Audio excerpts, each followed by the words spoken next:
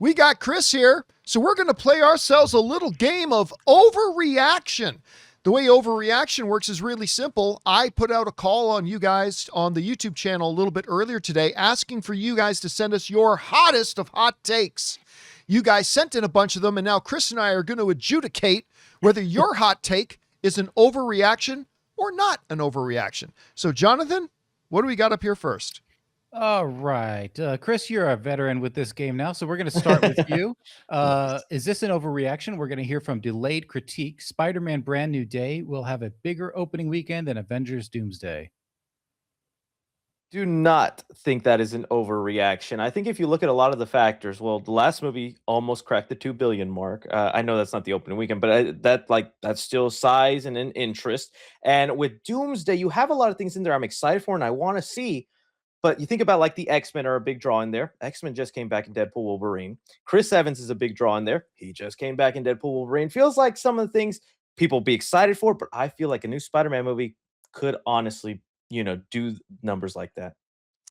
I'm going to go the opposite on you on that. I'm going to call this an overreaction because you are absolutely right to point out the last Spider-Man nearly made $2 billion. The last Avengers movie nearly made $3 billion. And you're right to point out the fact that we got, with the Deadpool and Wolverine made 1.3 highest grossing R-rated film in history. You've got Robert Downey Jr. back. You got Chris Evans back. The MCU seems to be on a little bit of an upswing now after a few years of struggling, all that kind of stuff. So because of all of that, I just don't see any reason to believe that Spider-Man, that'll have Spider-Man and Punisher and Family Barbecue Hulk coming back. Whereas over here, you got about 75 other characters. Look, the opening of Spider-Man is going to be monstrous. We've been talking about it. I mean, it'd be 200 plus million, 230 plus, whatever. We'll figure that out as we get closer. But I just don't see it being remotely plausible that it could be a bigger opening weekend. And here's the other thing, Chris.